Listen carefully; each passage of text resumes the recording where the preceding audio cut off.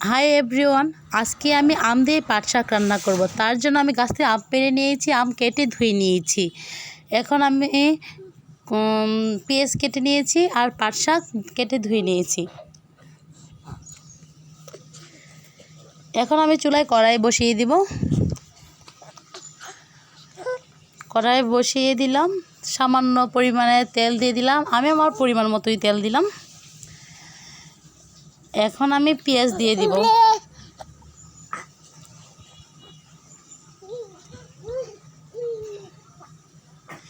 পেঁয়াজটি একটু তেলে ভেজে নেব।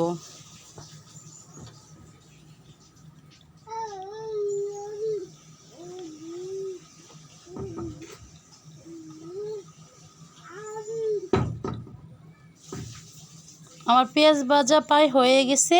এখন আমি কাঁচামরিচ দিয়ে দিব। কাঁচামরিচ দিয়ে একটু নেড়ে চেড়ে নেব। পেঁয়াজ বাদামি বাদামি হয়ে গেলে তারপর আমি আম ছেড়ে দিব।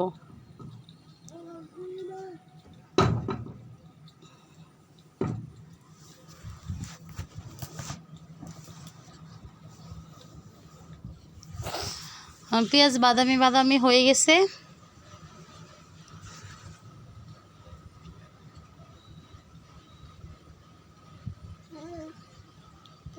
দেখতেই পাচ্ছেন একটু লালচে লালচে হয়ে গেছে। এখন আমি আমগুলো ছেড়ে দিলাম।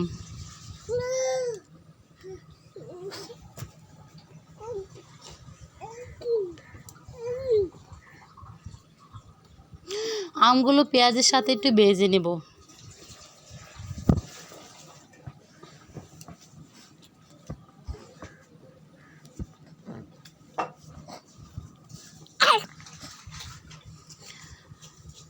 একটু আমগুলো নেড়ে চেড়ে এখন আমি হলুদ দিয়ে দিলাম আর একটু লবণ দিয়ে দিব।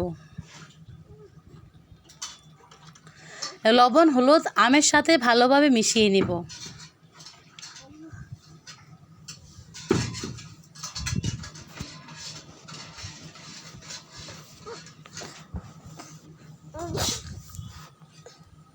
আর একটু কিছুক্ষণ আমগুলো ভেজে নিলাম। এখন আমি শাক দিয়ে দিব। পাট শাকগুলো আগে থেকে কেটে ধুয়ে রেখেছিলাম, এখন দিয়ে দিলাম।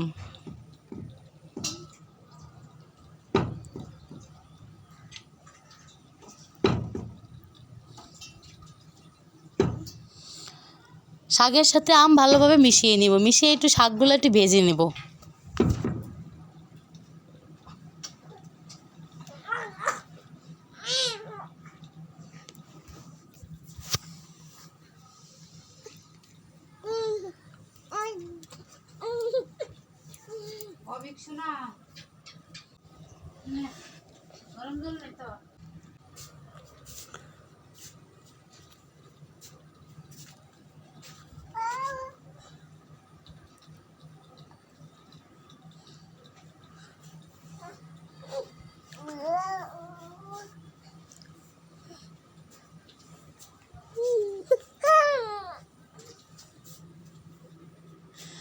এখন আমের থেকে শাকের থেকে একটু জল ছেড়ে এসেছে। জলটা শুকিয়ে আমি আম আর একটু ভেজে নেব।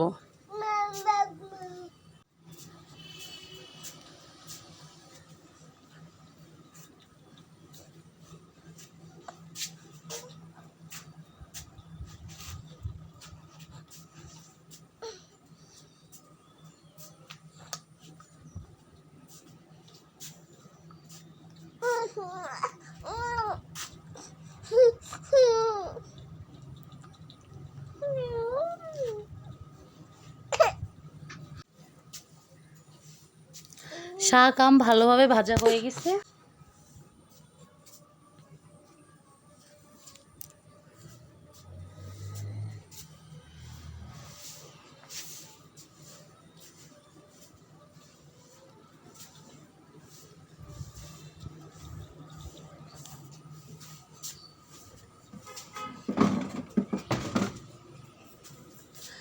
প্রচণ্ড গরম পড়েছে। এই গরমে আম দিয়ে যে কোনো রেসিপিগুলাই ভালো লাগে।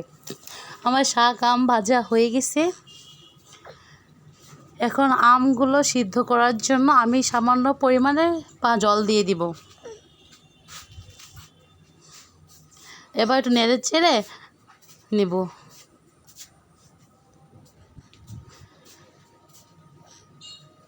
এখন আমি ঢাকনা দিয়ে ঢেকে দেব।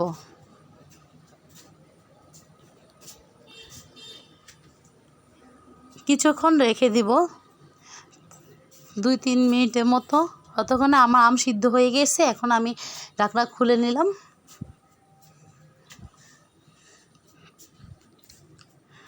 এখানে একটু জল আছে, জলটা একটু শুকিয়ে নেব। একদম মাখা মাখা হবে এটা খেতেও ভালো লাগে, একটু চুটকি চুটকি লাগে, গরম ভাতের সাথে দারুণ লাগে খেতে।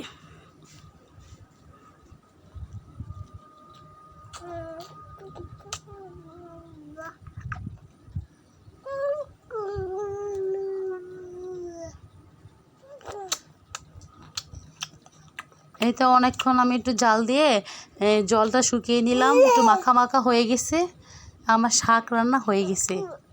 আমার এই ভিডিওটা কেমন লাগলো আপনারা কমেন্ট করে জানাবেন, এবং অবশ্যই বাসায় এভাবে একবার ট্রাই করে দেখবেন। আর অতক্ষণ আমার ভিডিও দেখার জন্য অসংখ্য ধন্যবাদ।